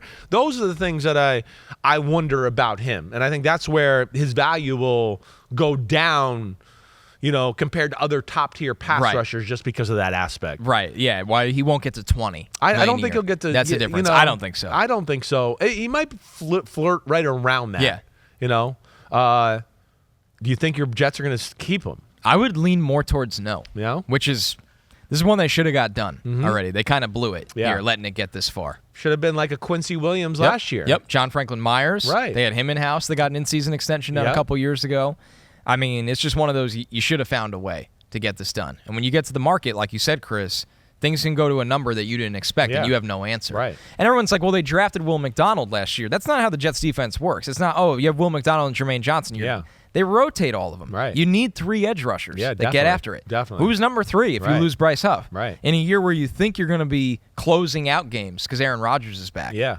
I'd be nervous. Is he franchise taggable here? I think he is, but I don't think they will you don't tag think him. he'll do it? No, I don't think they'll do it. The edge number, the D end number is what, 24? It's pretty high. Probably 26. Yeah, and then there's like levels of the tag. You have the transition tag, which is probably closer to 20. Yeah. Which is what I would do. But man, I don't see it. I don't see it either. No. And there's some teams that are going to be spending big on pass rushers. Washington, I think, will. Yeah. I think the Bears could. Right. There's a couple Well, out he's there. only going to go to those kind of defenses. Right. It's only going to be Seattle scheme. That's a good point, too. 4-3 defenses. He doesn't Nobody have else the is gonna- 32-team market. Exactly right. Right. Definitely not. Now, yeah, Chicago, I could see that. That's the Right. defense. Eberflus is like that. Yeah, but teams that are value size a little bit more into those positions, you're right. He's off the market for them, which I think will hurt his value overall a little bit. This one from a Packers fan on the Jets. Justin Bigler, 78. Packers trade Bakhtiari to the Jets for their third-round pick. I don't think they're going to be able to trade Bakhtiari when you look at the money he's owed and how little he's played. No. Even as desperate as the Jets are at tackle, I mean, Bakhtiari, I feel like, has openly said he hates everything about the turf situation in the NFL. The Jets have the worst turf in the NFL. Yeah, well, he was the first one that came out and said something about when Rodgers got hurt. Right. You know, he came out all about it. This one would shock me. I don't think anything's going to happen here anytime soon with Bakhtiari. So Bakhtiari, I just feel like, first off, you know, yes, you said it right. The Packers have invested a ton of money in him already. I don't think they just want to sell him down the river for nothing, right? I think they're going to give him a little time here in the offseason to see where his body's at or where he's at altogether. I'd be shocked if we saw something happen here right away or anything like that. But damn, I mean, they paid him going into the playoffs of the COVID year. He got hurt week 17 or 18 that year. Yep. And they've really gotten nothing out of him after paying him. Barely played. I think we're into $60 million, somewhere in that range so they far. owe a lot this year. Right. That's why you can't really trade him because of how much you owe this year. There's no way. And I should have looked this up already. I didn't think we were going to go here with this one. But, yeah, I mean, even a trade or a cut, I wonder what would cost them against the cap. I would think there's probably still some significant dead money, whether they trade him or cut him. 19 mil. Yeah, so that's tough. That's a tough one to swallow. Traded, he's 19 million pre-June 1. Right. So there's no way around it. It's just 19 mil no matter what. Same if you cut him. I mean, it's really just a deal that, unless I'm missing something, it's you made your bed, you got one more year of it, you got to ride this out. I think that's probably how it's going to go down. No We'll doubt see about how it. it The goes. Jets will have to look to the draft or something like that, or some other free agent to fill that void. Couple Giants wishes. Good. Johnny Weaver. Joe Shane trades up in the draft and gets his quarterback. It's kind of what we opened with. Yeah. A little bit. Pete is saying please. Yeah, of course he is. When I was in the Mobile, I asked a lot of people about the Giants because they're that pivot point. Yeah, right. 6 could be anyone. And I got more answers of wide receiver and even O-line if they thought about kicking Evan Neal inside. Not as much, but on the table because I just don't know if they think they can get up to get the quarterback. So I don't. New England is the wild. Like, if New England answers the phone, anybody can get up for a quarterback. Yeah, no, and like you said with Daniel Jones, they still like Daniel Jones. I like Daniel Jones. I don't know if I see them being that team to make that type of move right now at this situation. I don't. I think Daniel Jones still has some things that I admire about his game.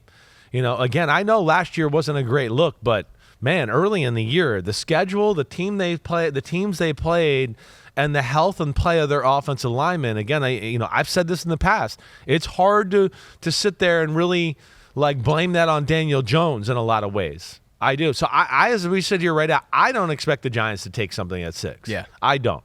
And again, that's knowing nothing. I believe they're a little bit more of the mold of let's build the team. Right. I just expect that's the way to go, right? And okay, you look at the draft, we look at the order of it, you go there. If it's the top 3 picks are quarterbacks, right? I don't know if there's anybody there that I'd definitely go, oh, well, I want this guy over Daniel Jones. Yeah, that's so. I'd rather take one of the blue chip players. Exactly right. Take a blue chip player. If you want to take a quarterback later on in the draft, certainly, or whatever. Or like you said, you got something, your eye on the future, whatever there. But that to me would be the problem. And as we sit here right now, it feels like the top three picks are going to be quarterbacks off the board. Yep. And then I don't know if it's worth, taking a number 4. And I was sitting here just in my early process and go, I don't know if I'm just out of base look that excited about Jaden Daniels or Drake May to where I'm going, oh, Giants, you got to trade up to get them. I don't know if I feel that way. And again, I know it's early for me, but yeah, I'm more on let's do some of the things you talked about. the support system is the biggest problem with the Giants, and there's a lot of holes that have to be filled within their roster. To me, the best possible outcome for the Giants is to get Malik Neighbors and just be like, we have an explosive wide receiver that we haven't had since Odell Beckham. Yeah. Let's see what the offense can do with that X factor in it now. So we'll see. And then the last one for the Giants, 10-80. I wish I can be happy as a Giants fan again. They're really down and out right now. I think we can get there. Yeah. We can get there. I mean, we exceeded expectations last year, that was 2 years ago. That's the problem. Issue. Yes. It set the bar too high. Realistically, we were somewhere between that year we went to the playoffs and last year, right? But last year, injuries, certain situations not being handled the right way, whatever, some unlucky moments, definitely, right? Where a team that probably should have been a little more competitive than it actually was, it doesn't feel like they, should have been the 6th pick in the draft. It had a feel at one point where you go, wait, this team, we should be in the middle of the first round, somewhere there. But, again, I feel like we're going in the right directions. I'm not excited about the Giants roster as I am about your Jets roster, right?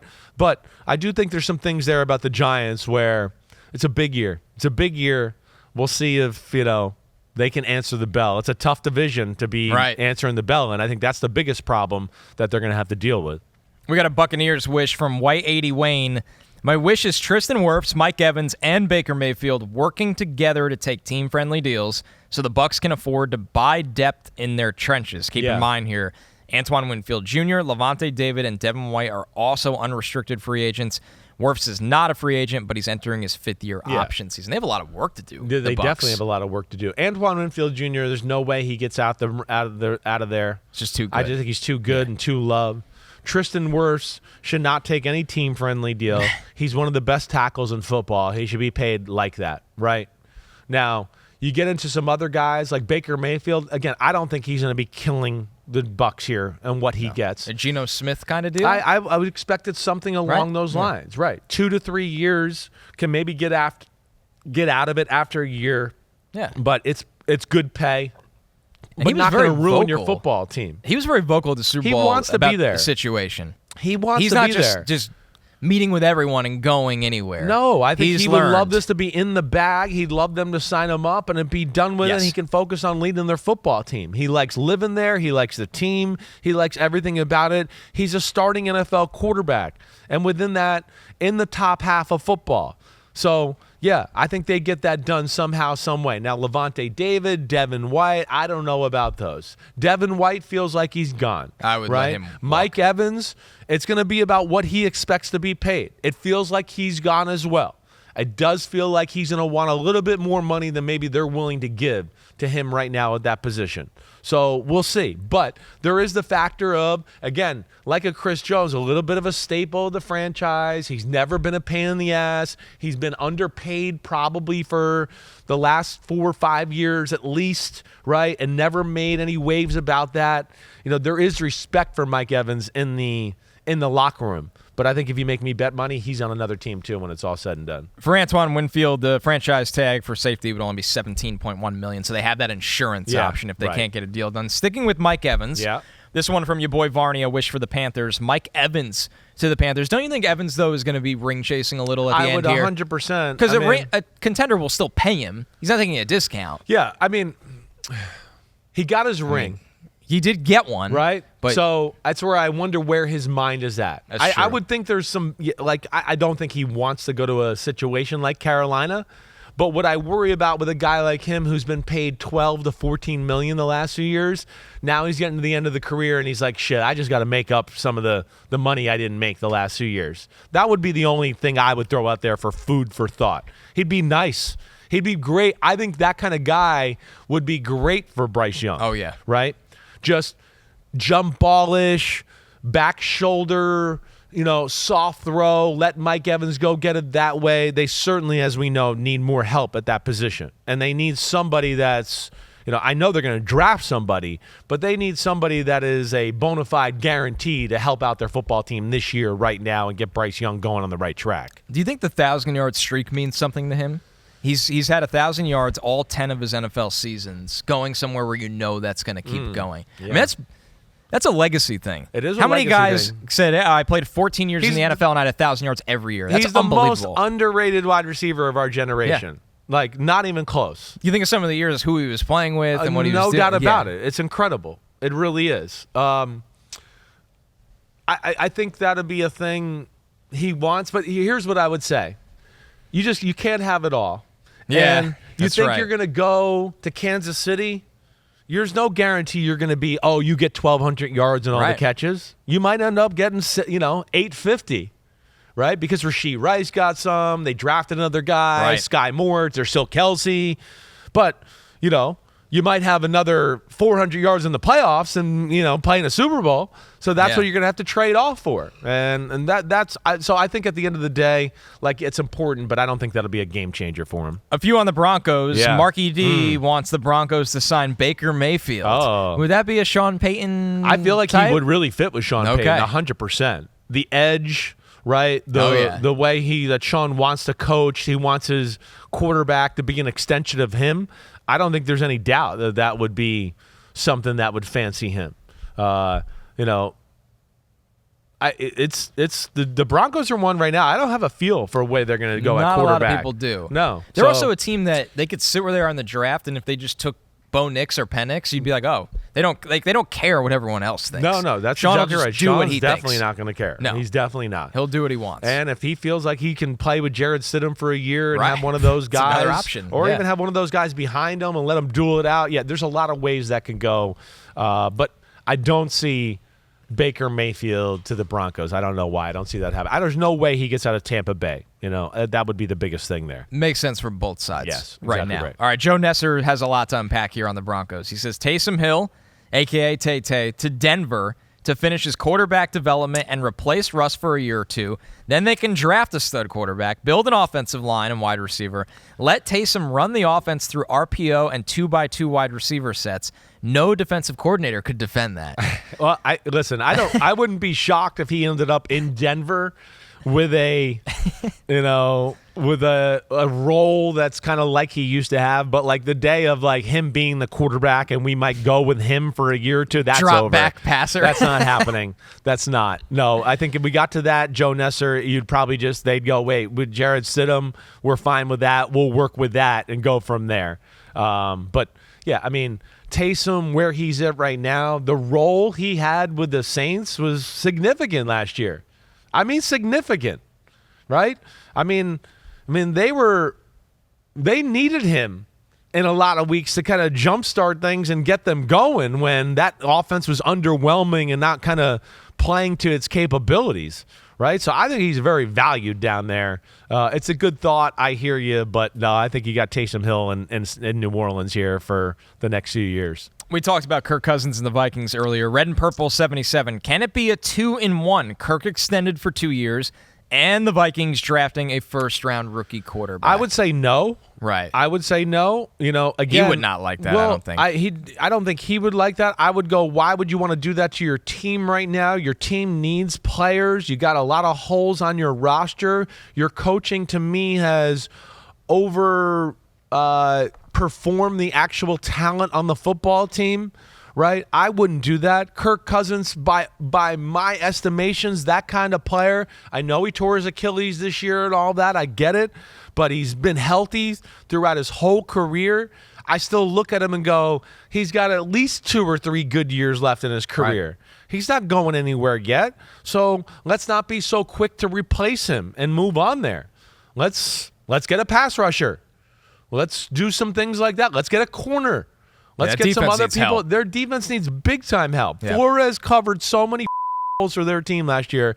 It's incredible. So, no, I would say extend Kirk because there's not many people out there that are better than Kirk, and build the team around him, and I don't think the Vikings are far off. Like I said a lot during the year, the Vikings this year felt better than they were 2 years ago when they went to the playoffs. Nico Waco 19, a wish for the Commanders. Bring Kirk back, trade down, and add some value in the draft. Yeah. Tackle, corner, edge, tight end. Yeah, I mean, listen, you know me. I am a build the team guy.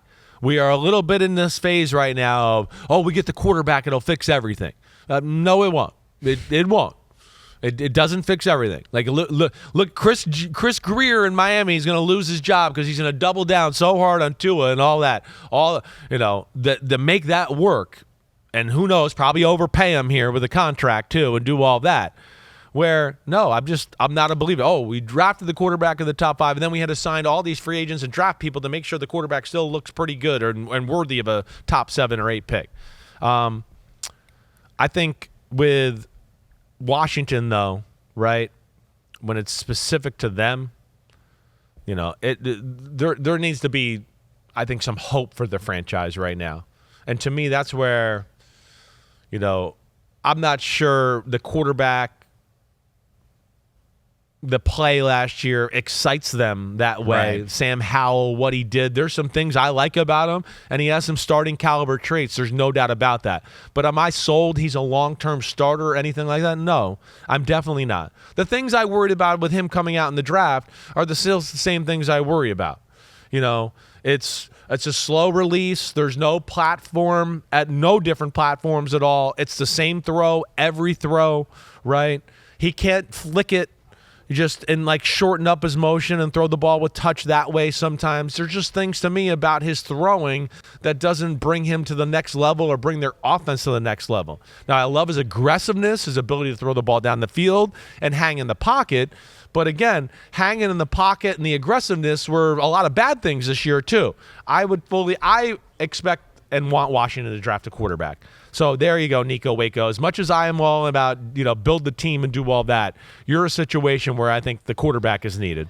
New owner, new GM, exactly. New head coach. Right. Going to be a new quarterback, second overall. I think so. To me, that's where the Raiders and Josh McDaniels made a mistake. Right. Tie it all together. You got to bring it together. Where does the fan base have something to look forward to? Right. They got into a situation where wait, we're not playing good. We don't love how the coach is handling the press conferences. And wait, we don't have a quarterback to look for in the future? And you're the quarterback guy, right? And that's where I feel for him, and I feel like that's where the front office there in Las Vegas kind of screwed over Josh McDaniels. Couple on the Lions, Jordan Cole, 11, Jaylon Johnson to the Lions, Dustin Whitehead, Christian Wilkins, or Danielle Hunter to the Lions. Oh. So, Kris, let me ask you this. Yeah. More important, help up front or help on the back end of corner? That's a really good question. Man, they need both. There's no doubt about that. I would lean corner. I guess I would lean corner too. They really need it badly, right? They need another pass rusher other than Aiden Hutchinson, though, as well. Yep. I don't look Christian Wilkins. It feels like he won't be in Miami. Yeah. Kind of was saying that throughout the year. And, as much as he would help them, no doubt about it. They have big people in the middle. Right. I don't think that's a necessity for them. To me, it is the edge or the corner. And I would say, the corner would be probably more the one I would lean towards. I would. Jaylon Johnson is phenomenal. He is another one. He was my first all-pro corner for sure. Danielle Hunter, it's going to be interesting. I'll be interested to see. Of course, he's super talented. He did have the neck thing a few years ago.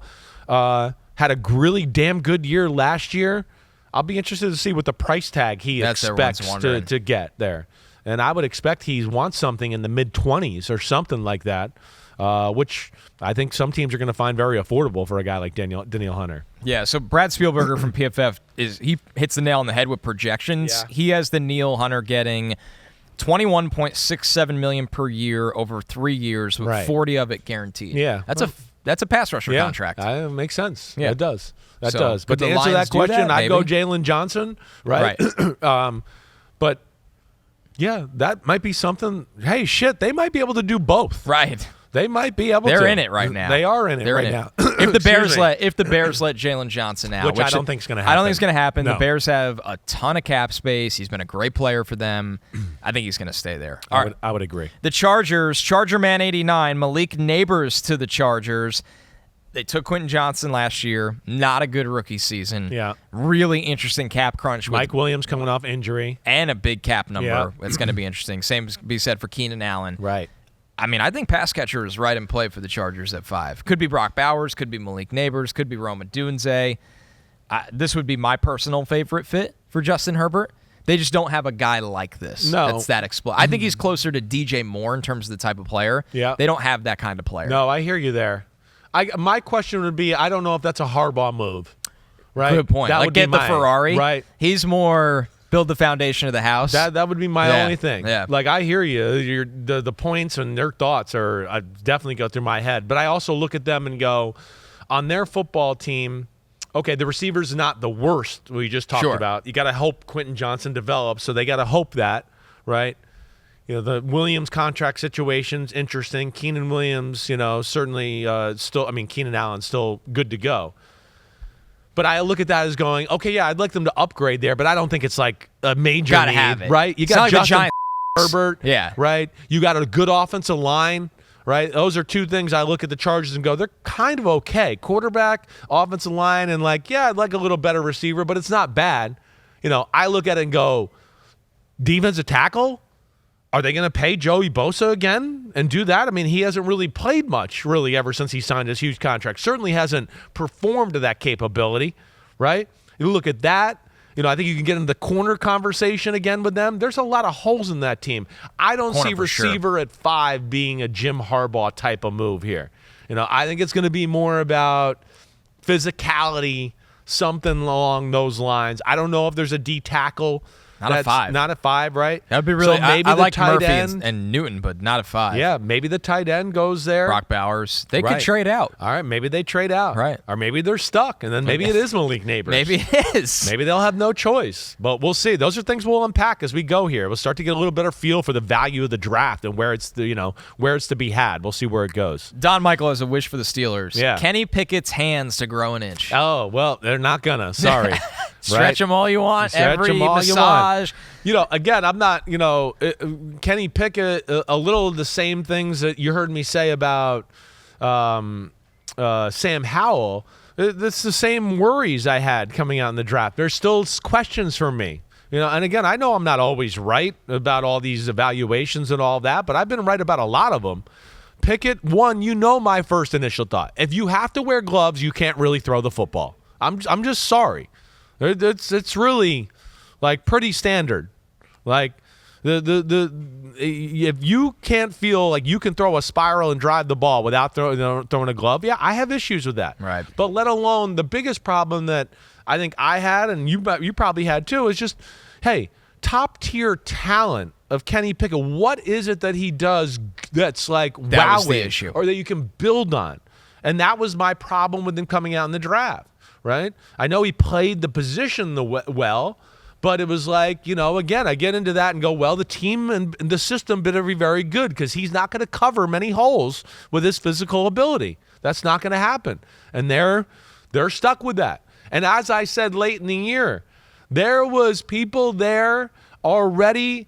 I'm going to say I brought it up on the pod or Florio in week 11 or 12. People wanted Mason Rudolph to be the starter then. So even before Pickett got hurt, there was conversations in that building about should we continue to start Kenny Pickett? Definitely.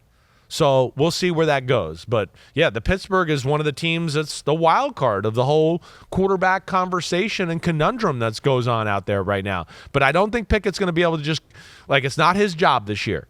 And I do think they're going to bring somebody in to make life interesting, make him compete, make him have to work for that job, whatever else. And if he doesn't play great the first 4 games and he is a starter, they got somebody they feel real confident to go to. That quarterback class feels like a good lesson to all of us that sometimes quarterback class just doesn't have that guy. No. I mean, Purdy's going to end up the best quarterback out of the class. Yeah.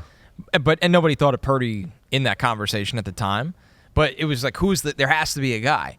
Went through the Desmond Ridder arguments and the I went to Willis, Corral and Malik Willis, right? And there just wasn't a guy. No. At the end of the day, the Steelers took one as the guy. Corral, I loved his talent. I was like, ooh, he plays small. We had all these off the field things. Malik Willis, you went, oh my gosh, wow, these plays every now and then. But then you were like, man, these are 15 plays in a row that aren't good, right? It was all Pickett. You were like, hey, it's okay. He runs the offense and makes nice throws, but he hasn't made me say wow or holy shit, not one time, right? That, so yeah, it was a weird class. You're right. And that was a class where it added a lot of confusion to the first round for sure. I should have learned from myself when describing Pickett that year. I'd always say, man, you hope he can become Derek Carr. when you say that about a prospect, you should probably, realize that it's the miss rate and the ceiling is extremely. And, this might have been before your time. If you saw Derek Carr play or really studied him when he came out of Fresno, because that was early Bleacher Report. That was one of my first ones. I think I was still. That was my first quarterback thing where I said Derek Carr is better than Teddy Bridgewater, Blake Bortles, and Johnny Manziel. Are you kidding me? That was probably your first Bleacher Report draft. That was my first time ranking quarterbacks. Yeah. That was my look now. That was my first, right? Yeah. Well, I can still remember I had people, GMs in football, going, "Oh, Kris, I think you're so wrong. These top 3 quarterbacks are special. It's going to be 1, 2, 3 off the board." And I was like, I wouldn't draft Johnny Manziel in the top 3 days. What are you talking about? It's insane how that talk gets every now and then. But yes, he would.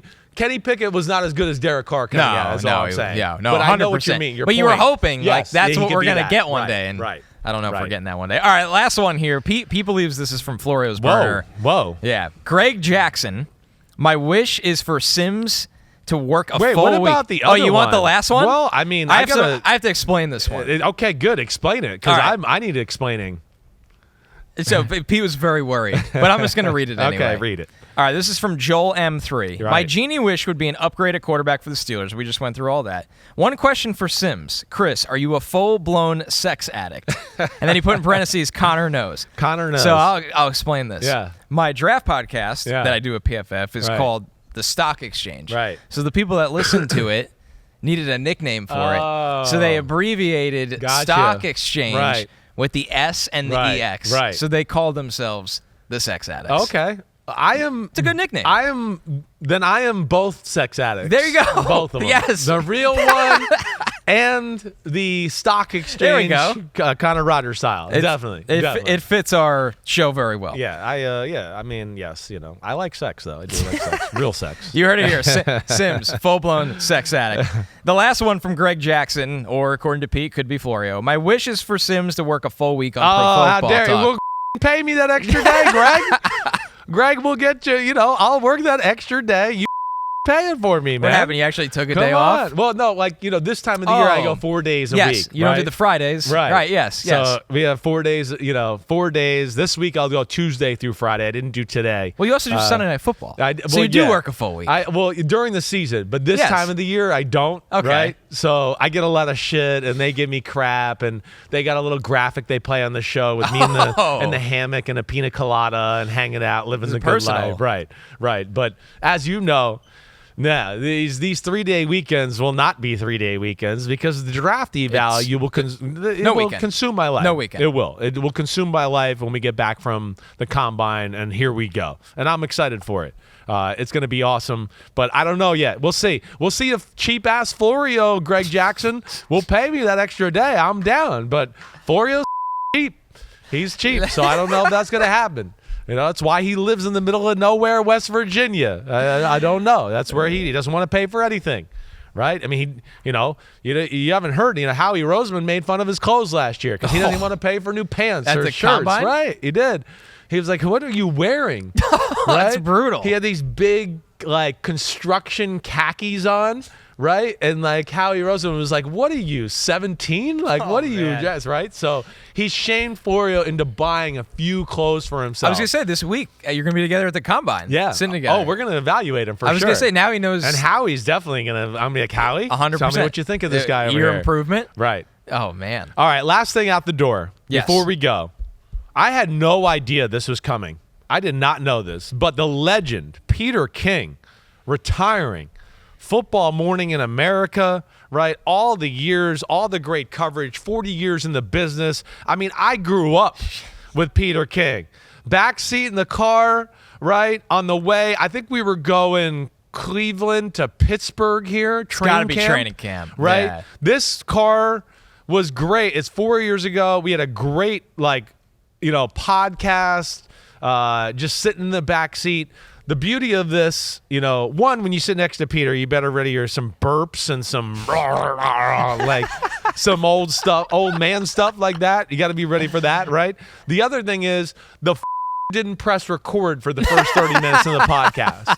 All right, so we were 30 minutes into the podcast, and all of a sudden I hear, oh no, oh no, and he's like, oh Oh, no, I think my elbow hit the record button. So we weren't even recording. We had to start it all over. Speaking to nothing. Right, yes. Speaking to nothing. So another 30 minutes in the car with the burps. We had a long ride, gargles. so we made it work. That's amazing. But I mean, a legend of the sport. Yeah, a legend of the sport. Long-time writer and everything he's done. When I was little, he was following the Giants. I mean, and my dad, he was at my house when I was 6 or 7 years old.